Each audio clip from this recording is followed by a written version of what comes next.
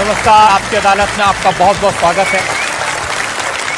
आपकी अदालत में हम ऐसे लोगों को इनवाइट करते हैं जिनको लेकर जनता के मन में उत्सुकता रहती है, जिनसे लोग सवाल पूछना चाहते हैं, जिनके बारे में लोगों के मन में क्यूरियोसिटी होती है। पिछले दिनों मैं जहां भी गया, लोगों ने मुझे एक शख्स के बारे में कहा, आप इन्हें आपकी अदालत में बुलाइए। और मैं भी सोचने के लिए मजबूर हो गया, ये कौन है जिसके बारे में हर पब्लिक फंक्शन में लोग मुझे कहते हैं, जिसके बारे में लोग मैसेज भेजते हैं, दर्शकों की बार बार मांग आती है। पता किया, इनकी सोशल मीडिया पर काफी फॉलोइंग है। जब ये अपने घर से बाहर निकलते हैं तो सड़क पर ट्रैफिक जाम हो जाता है, लाखों लोगों की भीड़ इकट्ठा हो जाती है। इस शख्स को आपकी अदालत में आमंत्रित कर रहा हूं। प्लीज वेलकम बागेश्वर धाम के प्रमुख धीरेन्द्र कृष्ण शास्त्री।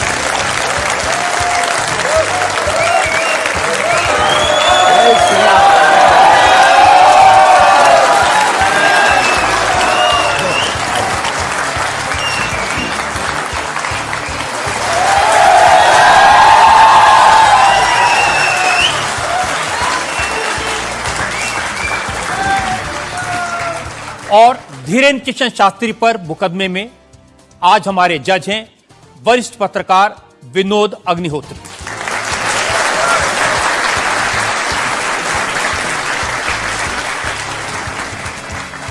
इससे पहले कि मुकदमा शुरू करें, इल्जामात सवालात का सिलसिला शुरू करें, आज के जज विनोद अग्निहोत्री की इजाजत चाहेंगे आज की कार्रवाई शुरू करने के लिए। इजाजत है मुकदमा शुरू करने की। और इससे पहले कि पहला इल्जाम लगे शास्त्री जी पर, एक नजर डालते हैं शास्त्री जी के लाइफ पर। आजकल पूरे देश में बागेश्वर धाम के प्रमुख धीरेन्द्र कृष्ण शास्त्री की बहुत चर्चा है। कोई उन्हें चमत्कारी कहता है, कोई उन्हें अंतर्यामी कहता है, कुछ लोग उन्हें पाखंडी कहते हैं, लेकिन धीरेन्द्र कृष्ण शास्त्री खुद को पक्का सनातनी बताते हैं। अब हिंदू एक हो जाओ, सनातनी एक हो जाओ, यही हम चिल्ला रहे हैं कब से। शक्ति का प्रभाव दिखाना यही हमारा उद्देश्य है। धीरेन्द्र कृष्ण शास्त्री का दावा है कि उनके ऊपर बजरंगबली की विशेष कृपा है। वो भक्तों का दुख दर्द सिर्फ अपने इष्ट तक पहुंचाते हैं। चूंकि भक्तों पर कृपा बरस रही है, इसलिए धीरेन्द्र कृष्ण शास्त्री का प्रताप भी बढ़ रहा है। उनके भक्तों की संख्या अब लाखों में है। धीरेन्द्र कृष्ण शास्त्री सिर्फ 26 साल के हैं। साल 2 साल में ही बागेश्वर धाम के पीठाधीश्वर के रूप में वे विख्यात हो गए। अब बड़े बड़े मंत्री और अफसर भी उनके दरबार में हाजिरी लगाते हैं। धीरेन्द्र कृष्ण शास्त्री सबसे पहले नजरों में आए जब संस्कार टीवी पर उनकी भागवत कथा दिखाई जाने लगी। फिर वो चमत्कार भी दिखाने लगे। 21वीं सदी के इस कथावाचक के वीडियो आजकल हर मोबाइल में है। बाबा इंस्टाग्राम से लेकर फेसबुक तक हर जगह छा चुके हैं। जैसे जैसे धीरेन्द्र कृष्ण शास्त्री की लोकप्रियता बढ़ी तो विवाद भी सामने आ गए। धीरेन्द्र कृष्ण शास्त्री का दावा है कि वो कोई पैसा नहीं लेते। जो उनके दरबार में आना चाहता है उसे सिर्फ हनुमान जी के यहाँ नारियल बांधकर अर्जी लगानी पड़ती है। धीरेन्द्र कृष्ण शास्त्री एक अच्छे वक्ता हैं। अब उनका संकल्प है कि वो सनातन धर्म को घर घर पहुंचाएंगे और भारत को हिंदू राष्ट्र घोषित। तो आइए शुरू करते हैं आज का मुकदमा। आपकी अदालत में पहला इल्जाम धीरेन्द्र कृष्ण शास्त्री जी। बहुत सारे लोगों ने मुझे कहा कि आपको आपकी अदालत में बुलाएं। सोशल मीडिया पर आपकी मैंने देखा बहुत लंबी चौड़ी फैन फॉलोइंग है, 40 लाख लोग आपको फॉलो करते हैं। बहुत सारे वीडियोस मुझे लोगों ने भेजे। आप सड़क पर निकलते हैं तो चारों तरफ भीड़ लग जाती है। तो एक वीडियो मैं जनता को दिखाना चाहता हूं जो आपके लोगों ने मुझे भेजा है।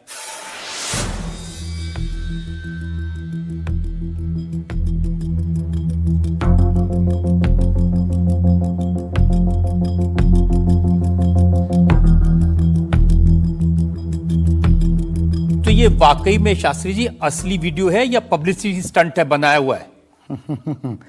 लोगों की अपनी अपनी भावनाएं होती हैं, अपनी दृष्टि से देखने की। ये वास्तविकता एक जगह की नहीं है। जहां जहां बागेश्वर बालाजी का दरबार लगता, जहां जहां बागेश्वर बालाजी की कृपा से दास कथा करने जाता, ये तो कम है, कैमरे में कम आया है, और ज्यादा है।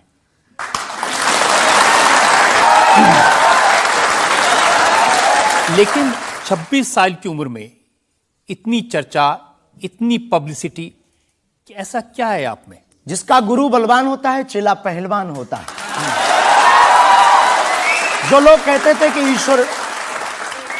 कहते थे ईश्वर नहीं होते या भगवान नहीं होते, हमारी दृष्टि में इस छोटे से गांव से, गढ़ा गांव, मध्य प्रदेश के बुंदेलखंड में एक छोटा गांव गढ़ा है। गढ़ा में रहने वाला एक छोटे परिवार का बालक धीरेन्द्र कृष्ण अगर यहां तक पहुंच सकता है बालाजी की कृपा से, तो भारत का प्रत्येक व्यक्ति भगवत कृपा से कहीं भी पहुंच सकता है।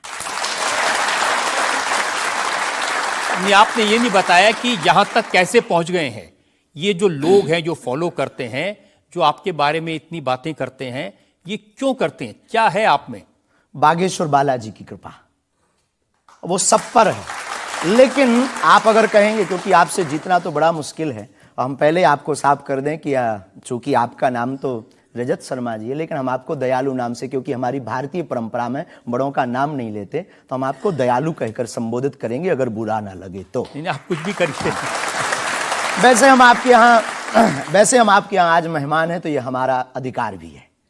तो दयालु जी, हमारे ऊपर, सबके ऊपर बागेश्वर बालाजी की कृपा है। लेकिन हमने अपने गुरुदेव की जो चरणों की सेवा की, उस सेवा के माध्यम से ऋषि परंपरा की जो मंत्र विधा हमको प्राप्त हुई है, वो हमारे पास एक ऐसी अनूठी है जिससे पूरा विश्व की मंगल कामना भी करते हैं। पूरा विश्व अपनी समस्याओं के समाधान के लिए गुरु के नाते बागेश्वर धाम चला आता है। शायद इसीलिए लोग हमारे पास आते हैं। मैंने तो ये देखा कि जब से आप संस्कार टीवी पर आना शुरू हुए और लोगों ने आपके प्रवचन सुने, उसके बाद लोकप्रियता बड़ी तेजी से बढ़ने लगी। हाँ, ये कह सकते हैं माध्यम है, परंतु देखो साधन है, साध्य नहीं। दरबार 3 पीढ़ी से लग रहा, हमारे दादा गुरु जी भी लगाते थे, हम भी 11 साल से लगा रहे हैं। नजर आपकी आज पड़ी है अब इसमें, और हमें ये लगता है कि इसमें ये हमारी गलती नहीं है, देखने वाले की गलती है। बड़ी देर से देखा है हमें, हम तो पहले से ही गुरु कृपा से चमकदार थे। मुझे तो लग रहा है बहुत जल्दी देख लिया आपको, अभी तो आपकी उम्र ही कुछ नहीं है। हम उस परंपरा से हैं, जब 5 वर्ष की अवस्था में ध्रुव जी लीला कर सकते हैं, प्रहलाद जी लीला कर सकते हैं, तो हम 26 साल में क्यों नहीं लीला कर सकते? तो आपने क्या क्या लीलाएं की हैं? कोई ऐसी लीला नहीं की जिसमें हम फंसे, लेकिन आपकी अदालत में आए हैं, तो अब आपके उसमें आप जो कह रहे हैं, तो हमारे जीवन में गुरु कृपा से जो किया, सब सनातन के लिए किया, और केवल सनातन के लिए करें। लीला का मतलब ये, हम कोई ईश्वर नहीं है, हम कोई भगवान नहीं है। साधारण जैसे ये इंसान है, वैसे हम मानव हैं, हम में कोई अलग नहीं है। बस हमने अपनी परंपरा को ठीक से जाना, ये अलग है। आप जब स्कूल में पढ़ते थे, तो जैसे बाकी छात्र होते हैं ऐसे ही थे लगभग, और मास्टर जी कहते थे ये स्कूल में ना आए तो अच्छा है, इतना शरारती है? हाँ, उपद्रवी तो थोड़ा थे, क्योंकि हम जाते थे तो एक तो बहुत कम जाना होता था, लेकिन बहुत गंभीर और सौम्य भाव से हम जाते थे, और लोगों की भावनाएं हमारे पास रहती थी। चूंकि हमारे दादा गुरु का नाम बहुत प्रसिद्ध था, तो दादा गुरु के कारण लोग हमको भी प्रेम देते थे, स्नेह देते, दुलार देते। हमारे दादा गुरु जी को हनुमान जी का 2 बार साक्षात्कार हुआ, ऐसा हमने माना, और उनके अनुयायियों ने माना। तो हम जब स्कूल में जाते थे, तो बचपन से ही बड़ी कृपा थी, तो लोग, बच्चे हमारे पास आते थे, सब क्लासें एक साथ हो जाती थी, 9वीं 10वीं 8वीं सब एक हो जाती थी, जिसमें हम बैठते थे। अच्छा महाराज जी बताइए हमारी कितनी परसेंटेज बन रही है? तो हम, वो बचपना, उस वक्त ऐसा भाव रहता था दिखाने का। अब तो बहुत गंभीर हो गए, लोगों ने कह करके हमें बड़ा गंभीर बना दिया, तो वो भाव रहता, अच्छा ठीक है तेरी प्यारे 56% बन रही, और मेहनत कर, 60 हो जाएगी। तो कौन, हनुमान जी बताते थे कितनी परसेंटेज? गुरु प्रेरणा हमसे कोई शक्ति बात नहीं करती है, कोई सामने नहीं हमारे पास बैठती है, हमें तो अनुभव होता है, प्रेरणा होती है, जो ऋषि परंपरा में प्रेरणा है। जो हमारे भारत में अनेकानेक महापुरुष, तो हमको प्रेरणा लगती है, ऐसा अनुभव होता है कि ऐसा होगा, जैसे हमें प्रेरणा लग जाती है कि ऐसा होगा, वो हम लिख देते हैं, और इष्ट कृपा से और अपने इष्ट के प्रति आस्था से वो बात सत्य निकलती है। हमारा जीवन भी बड़ा अभाव से गुजरा। एक छोटी झोपड़ी रहती थी, वो भी झोपड़ी, कच्ची झोपड़ी, उसमें पिताजी रहते थे, हमारी माँ, हमसे छोटी बहन और उससे छोटा भाई, 5 लोग उसमें रहते थे। उसी में भगवान को स्थान था। दादा गुरुजी निर्मोही अखाड़ा से साधु थे, तो उन्हें परिवार से ज्यादा मतलब नहीं था। तो बड़ा अभाव में गुजरा हमारा जीवन, बहुत विचित्र स्थितियों में गुजरा। लेकिन अभाव ने प्रभाव की महिमा बताई और आज प्रभाव ने हमें अभाव की महिमा बताई। तो आप कह रहे हैं कि जब छात्र थे तो साधारण छात्र थे, जैसे बाकी बच्चे होते हैं, वैसे आज घर परिवार वैसा था जैसे बाकी लोगों का होता है। कोई नई बात नहीं, कोई ऐसा, हम कोई ईश्वर नहीं है, हम संसार से कोई अलग से ब्रह्मा जी की फैक्ट्री से सेट नहीं भये। हम जैसे दुनिया है वैसे हम हैं। बस गुरु परंपरा और हनुमान जी की कृपा क्या होती है, शायद हनुमान जी ने और गुरु ने हमको चुना ये ललकार कर बताने के लिए, हमें लगता है हमारे। इस देश में तो बहुत सारे लोग हैं जो हनुमान जी के भक्त हैं, करोड़ों लोग। हाँ, मंगलवार को, शनिवार को मंदिरों में जाते हैं, व्रत रखते हैं, प्रसाद चढ़ाते हैं। तो हनुमान जी ने आपको क्यों पकड़ा? कुछ ज्यादा ही घनिष्ठता होगी हमारी, उनको ज्यादा मोहब्बत हम पर आई होगी। लेकिन इस करोड़ों लोगों में हनुमान जी के लाखों भक्त हैं। उन्होंने अपने लिए मांगा और हमने पूरी विश्व के लिए मांगा। इसीलिए हमें लगता है कि हम में और बाकियों में अंतर है। देखिए, आपने क्या मांगा, इसके कुछ वीडियोस मैंने देखे हैं। वाह। आप लोगों से कह रहे हैं कि आपके पास जितना चाहे दान दे दो, अपना मकान दे दो, फ्लैट दे दो, बंगला दे दो, घोड़ा दे दो, गाड़ी दे दो, सोना चांदी, बैंक, एफडी, मंगलसूत्र, अंगूठी, लुगाई लड़का छोड़ के सब मुझे दे दो। ये हमारा डिस्क्लेमर रहता है दरबार के पहले का। लोगों को जो भावनाएं रहती हैं कि गुरु परंपरा के लोग और साधु लोग दरबार इसलिए लगाते हैं, भगवान को इसलिए रखते हैं कि ये कमाई का जरिया बनाते हैं। और हमने अपने दरबार में बैनर लगा करके, वो माइक पर ठोक करके बोलते हैं कि यहाँ किसी भी प्रकार का शुल्क, फीस, दक्षिणा नहीं लगता। पर अगर तुम शिष्य मानते हो अपने आप को और हम गुरु हैं, तो गुरु परंपरा के नाते अगर कुछ भी तुम दे दो, अगर आप भी इंडिया टीवी का ये हाउस हमारे नाम करें, हमें कोई दिक्कत, और लेते भी हैं। लेना बुरा नहीं है, उपयोगिता बुरी है। लेकर के उसका सदुपयोग करते या दुरुपयोग करते। हम लेते हैं, कोई अगर देता है तो स्वीकार करते गुरु के नाते। हम उस परंपरा से हैं जहां अंगूठा तक दान गुरु को दे दिया जाता है, हम भी लेते हैं। कितना कमा लेते हैं? हमारी तो कोई फिक्स कमाई नहीं है, क्योंकि हमारी कोई कंपनी या बिजनेस नहीं है। कोई चढ़ा जाता है, हमारे पास करोड़ों सनातनियों का प्यार, लाखों करोड़ों लोगों की दुआएं, हजारों संतों का आशीर्वाद, इतनी कोई हिसाब किताब तो रखता होगा ना कि कितना पैसा आया। जितने सनातनी उतनी कमाई, हिसाब आप लगाओ।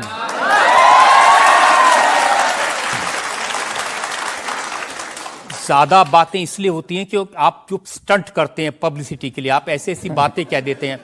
आप कहते हैं कि बिना वीजा के हनुमान जी रावण की लंका में घुस गए थे। ये जो मॉडर्न युवान भाई बहन है, इनको लंका प्रवेश के बारे में बताएंगे तो इनको ये लगता है कि ये घिसी पिटी बातें इनके दादा परदादा बताते रहे, ये बेचारे ऊब गए। इनको कुछ ऐसा चाहिए कि उस अध्यात्म से ये कनेक्ट हो पाए। और जैसे रावण ने मुझसे फोन पे बात की। हाँ, बिल्कुल, हम वही बोलने ही वाले थे। लगता है आज हमारी शक्ति आपके पास पहुंच गई।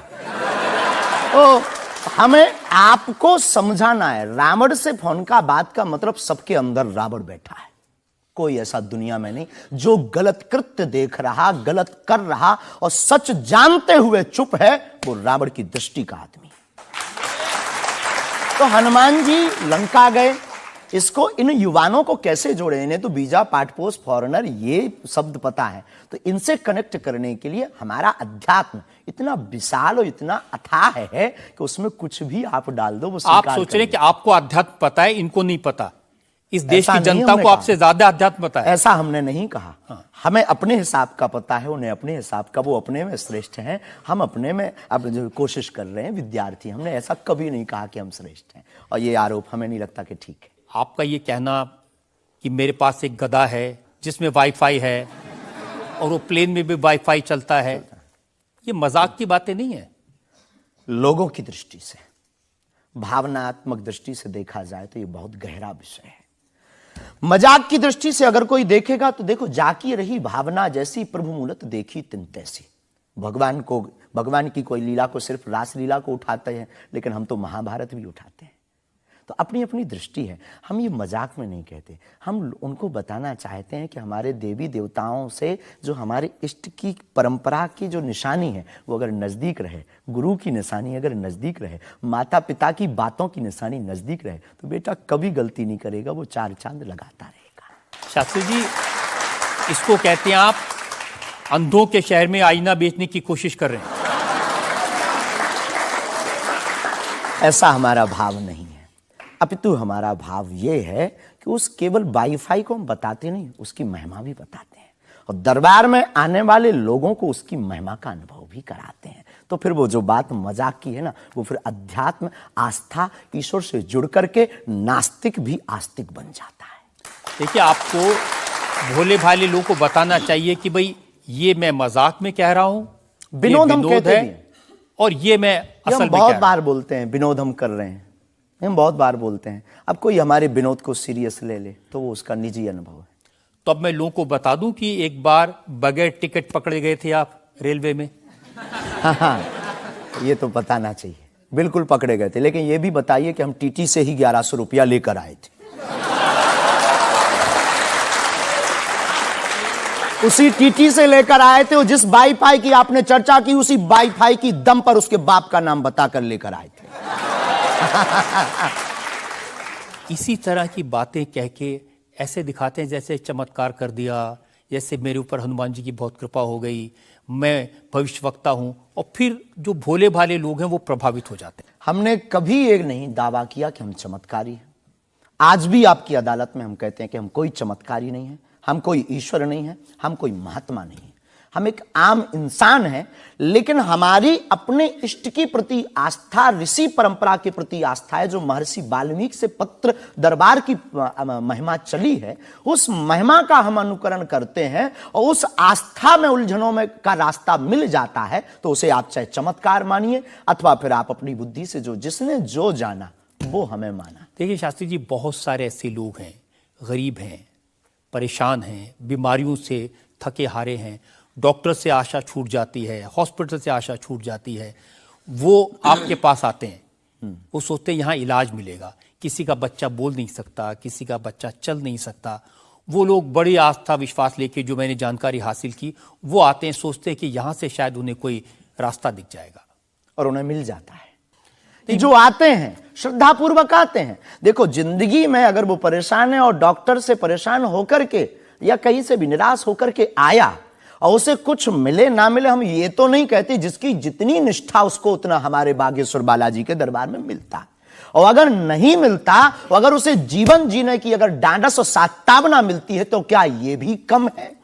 बिना पैसों में, बिना दक्षिणा दिए, बिना कुछ लगे अगर हनुमान जी से जुड़ रहा, अगर वो प्रभु से जुड़ रहा, अगर उसे जीवन जीने में 4 दिन की जिंदगी है, डॉक्टर ने कह दिया तो मर जाओगे, लेकिन बागेश्वर धाम के नाम से उसके चेहरे पे मुस्कुराहट है कि मेरा हारे का सहारा है, तो अगर ये मुस्कुराहट उसके चेहरे पर आती, इससे किसी को गुस्ताखी क्यों? देखिए, अगर बागेश्वर धाम आने से लोगों का इलाज हो जाता है, तो फिर आपको कैंसर हॉस्पिटल बनाने की क्या जरूरत है? यही तो हम बताना चाहते हैं कि दुआ और दवा दोनों आवश्यक है। हमने ये नहीं कहा कि हम डॉक्टरों के खिलाफ हैं। अब मैंने पूछ लिया तो आपने दवा ऐड कर दिया उसमें। नहीं, हमने औषधालय बागेश्वर धाम पर खुलवाया है और मंदिर के समीप खुलवाया है। वहां पर ग्राम पंचायत का भवन है, वहां पर आयुर्वेदिक औषधालय है। दुआ और दवा मतलब नीचे दवा है और वहां ठीक नहीं हुए तो दुआ के लिए चढ़ जाओ मंदिर पर, दोनों काम करेगा, ठीक है। और ये कोई नई बात नहीं है, हमने ऐड नहीं की, डॉक्टर खुद ऐड करता है, ऑपरेशन करता है, जब ठीक नहीं होता तो वो भी कहता है तुम भी प्रार्थना करो। लेकिन ये सही है कि जिस इलाके में आप हैं उस इलाके में बहुत सारे ऐसे लोग हैं जो इसी तरह पर्ची निकालते हैं, जो इसी तरह दुआ की बात करते हैं। पूरे भारत में ऋषि परंपरा के अनेक लोग हैं, बहुत लोग तो नहीं कह सकते, पर अनेक लोग पूरे भारत में हैं। और केवल हमारे इलाके में नहीं, पूरे भारत में। हमारे इलाके में बागेश्वर बालाजी की महिमा और दादा गुरुजी के पास दरबार से, कृपा से बहुत से महापुरुष और भी। मैं बताता हूं, एक लवलेश नाम के गुरुजी हैं, 20 साल की उम्र है, और वो भी इसी तरह से पर्ची निकालते हैं, वो भी इसी तरह से। हम कभी ऐसे मिले नहीं इस भाव से। हमारा कभी मिलना नहीं हुआ, और इस विषय पर उनका निज मत हो हम कह नहीं सकते, ईश्वर जाने। नहीं, मत तो पता नहीं, उनके ऊपर रेप का इल्जाम है और वो जेल में है, कह नहीं सकते। तो उस एरिया में ऐसे और भी बहुत सारे लोग हैं। अभी हम अर्जी लगाने के हिसाब से घूमे नहीं हैं। आप कहो तो इस बार जाकर के घूमेंगे कितने लोग हैं। अभी तो हमें एक पता है, छतरपुर जिले में एक गढ़ा गांव है, वहां बागेश्वर धाम है, वहां सदगुरु सन्यासी बाबा से परंपरा चली दरबार की, आप भी आइए। ये बात सही है कि देश में बहुत सारे ऐसे लोग हैं जो कहते हैं हमारे पास सिद्धि है। एक जयपुर में है, उन्होंने बताया कि मैंने कर्ण पिशाच को साधा हुआ है, और वो भी किसी की भी डेट ऑफ बर्थ बता देते हैं, किसी के परिवार वालों का नाम बता देते हैं। हमारे पास ऐसी कोई सिद्धि नहीं है, ना हमने ऐसी कोई साधना कर रखी है। हमारे पास सिर्फ अपने इष्ट पर, हनुमान जी पर भरोसा है, जो अष्ट सिद्ध नवनिधि के दाता हैं। ना हम कोई डेट बताते हैं, ना हम कोई नाम बताते हैं, और अगर उनकी कृपा से पता चल जाए तो कोई बुरी बात नहीं। जनता में जो लोग सवाल पूछना चाहते हैं। आमतौर पर क्या होता है कि संत का नाम आते ही हमारे माइंड में एक इमेज बनती है कि गाड़ी होगी, बहुत ही जो उनकी वेशभूषा होगी बहुत ही सिंपल और सरल होगी, लेकिन आपकी वेशभूषा देख के, टोपी देख के लगता है एकदम कलरफुल रहता है। आपकी दुनिया ही रंगीन है तो साधु को भी रंगीन होना चाहिए। बहुत बढ़िया, बहुत बढ़िया। जब 7 रंगों की भरी दुनिया है माय डियर सिस्टर, 7 रंगों से भरी दुनिया है, तो मुझे क्या दिक्कत है। और हम कोई साधु नहीं, हम कोई महात्मा नहीं, ना हमने चोला ले रखा है। हम एक वर्ण व्यवस्था की बात नहीं करेंगे, हम एक गुरु के शिष्य हैं और आम इंसान हैं। और अगर कोई सरनेम पूछे तो हम शुक्ल वंशीय सरयूपारी ब्राह्मण है। तो जो 7 ब्राह्मणों की वेशभूषा है वो हमने धारण की, गुरु के नाते हमने ये पादुका अपनी एक परंपरा को निर्वाहन करने के लिए धारण की। और टोपी कोई आया तो दे गया, अगर आप कुछ दो बहन हमें तो वो भी स्वीकार है।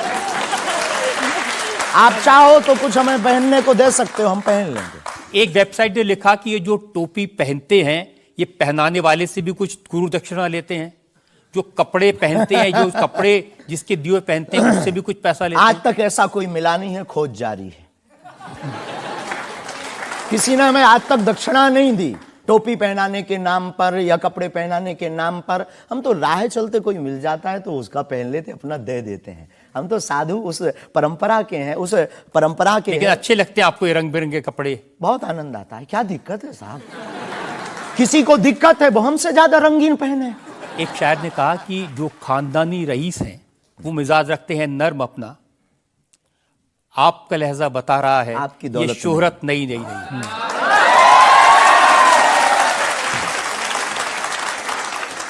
लोगों को लगता है, हमें लगता है कि हमारे जीवन में न हमें धन प्रिय है, न मान प्रिय है, न सम्मान प्रिय है, हमें हनुमान प्रिय है। और हमने जब से जन्म लिया तब से हम धनवान हैं, क्योंकि हमारे हनुमान हैं। और दुनिया का प्रत्येक हनुमान भक्त धनवान है जिसके जीवन में हनुमान है। और वो निर्धन है इस दुनिया में जिसके जीवन में भगवान नहीं, वो निर्धन है। और अगर बाप हनुमान हो और धनवान हनुमान हो और उनका भक्त अगर रंगीन ना हो, पीला लाल ना हो, जब हनुमान जी लाल देह लाली से हो सकता तो लाल पगड़ी क्यों नहीं हो सकती? ये मुझे पता चल गया है कि आप इसी तरह की डायलॉग बाजी करके ही इतने पॉपुलर हुए हैं